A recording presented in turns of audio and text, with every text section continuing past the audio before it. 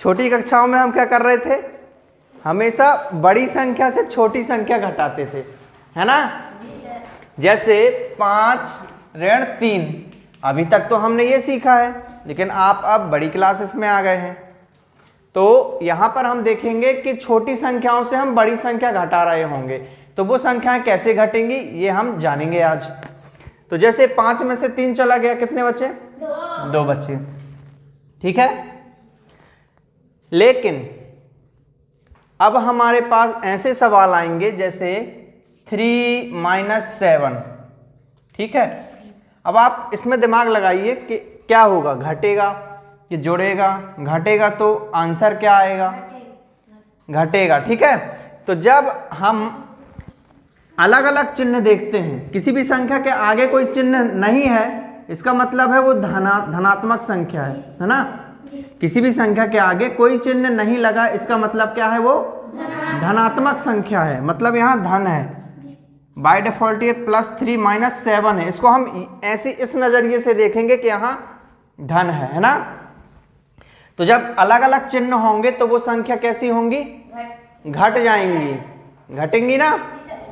तो 7 में से हमेशा बड़ी संख्या से छोटी संख्या घटेगी। 7 में से 3 गया 4। अब इसके बाद जो है ध्यान देने वाली बात है कि चिन्ह कौन सा आएगा आंसर में?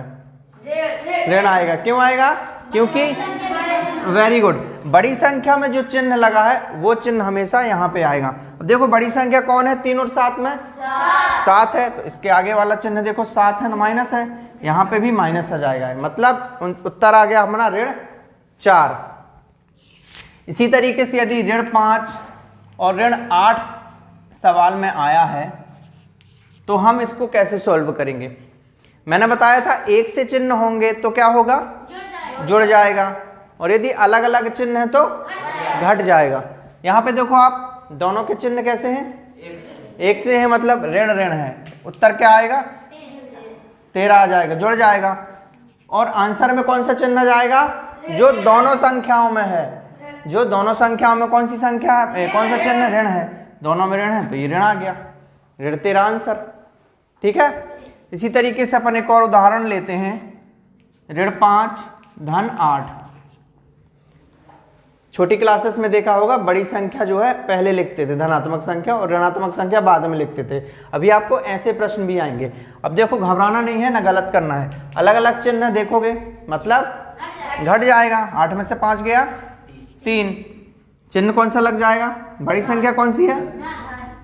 8 है ना, 8 के आगे धन है, तो यहाँ पे धनात्मक संख्या, मतलब आंसर आ गया 3। समझ में आ रहा है?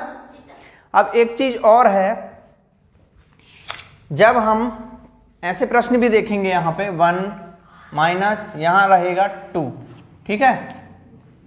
ऐसे प्रश्नों में क्या करेंगे? देखो यहाँ ऋण है, यहाँ भी ऋण है। जब दो चिन्ह आपस में मिलेंगे तो क्या होगा? दोनों एक साथ नहीं लिखेंगे, एक तो कोष्टक का उपयोग करना है। जब कोष्टक हटेगा तो कोई एक चिन्ह बन जाएगा। जैसे ऋण में ऋण मिल गया तो क्या हो जाएगा? धन हो जाएगा। ऋण का ऋण में गुणा हो रहा है यहाँ पे, है ना। ऋण का ऋण में गुणा होता है तो क्या आता है? धन आता है, धन आता है, ठीक है। तो ऋण ऋण ऋण धन 2। इसी तरीके से अब देखो बड़ी संख्या का चिन्ह क्या है? 2 है, अलग अलग चिन्ह है, फिर से घट जाएगा ये, तो कितना आ गया? 1 आ गया। अब 2 बड़ी संख्या का चिन्ह है, यहाँ पे भी धन, तो धन को बार बार लिखने की आवश्यकता नहीं है। समझ में आ गया? इसी तरीके से मान लो यहाँ पे -2 है, यहाँ माइनस, और यहाँ ब्रैकेट में है -4, सॉरी +4। अब देखो यहाँ पे क्या आएगा? ऋण का धन में गुणा होगा तो, जैसे वो अपन पुराने सीरियल में देखते थे ना, है ना, यहाँ से आया तीर, यहाँ से आई तलवार या सुदर्शन चक्र। जब दो चीज आपस में मिलते थे तो एक बचता था ना। इसी तरीके से हम बिना कोष्टक के दो चिन्ह एक साथ नहीं लिख सकते, एक चिन्ह बचेगा, ठीक है। जैसे ऋण और धन, जब हम कोष्टक के बाहर लाएंगे तो ऋण धन कोई ऐसा नहीं लिखेगा, ये गलत है, ठीक है। ये एक शस्त्र हो गया, ये एक शस्त्र, दोनों टकराएंगे तो एक बनेगा। पुरानी सीरियल में देखा था ना आपने, ऐसे आते थी, एक तीर आ रहा है, वहां से दूसरा तीर आ रहा था, टकरा के खत्म हो जाते थे, एक बचता था ना। और जो एक बचता था वो जाके दूसरे दुश्मन को मारता था, है ना।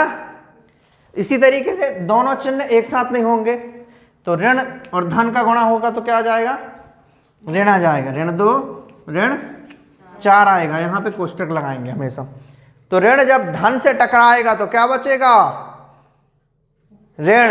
ऋण जब धन से टकराएगा तो ऋण बचेगा, और जब दो ऋण आपस में टकराएंगे तो धन बन जाएंगे। क्या बन जाएंगे, धन। और जब दो धन धन आपस में टकराएंगे तो धन ही रहेगा। ठीक है, कोई डाउट तो नहीं, समझ में आ गया ना। 3 ही कंडीशन आएंगी, जब दो धन मिल रहे हैं तो धन रहेगा, एक ऋण एक धन ऐसे टकराएगा बीच में, क्या बचेगा, ऋण बचेगा। और दोनों ऋण रहेंगे तो धन हो जाएगा। वो आ गया समझ में। तो इस तरीके से हम पूर्णांकों का योग करेंगे। पूर्णांक क्या होते हैं पता है, जिसमें आप ऋणात्मक संख्या और धनात्मक संख्या एक साथ पढ़ते हैं, उसको क्या बोलते हैं हम, पूर्णांक। हमने देखा था ना पूर्णांक किससे बन रही थी, ऋणात्मक संख्या थी, शून्य था बीच में, और एक धनात्मक संख्या, है ना। तो आई होप आपको ये समझ में आया होगा। अब आप ऋणात्मक और धनात्मक संख्याओं को जोड़ना सीख गए होंगे। चलिए अब हम इसका अभ्यास करते हैं। ठीक है, तैयार हो आप लोग। चलिए ये वाला सवाल करके बताइए। ऋण 7 धन 15। ठीक है, ये हो गया एक। दूसरा सवाल देता हूं, ऋण 21 ऋण 23। ये एक सवाल हो गया। इन दोनों को हल करके बताइए अलग अलग। ठीक है।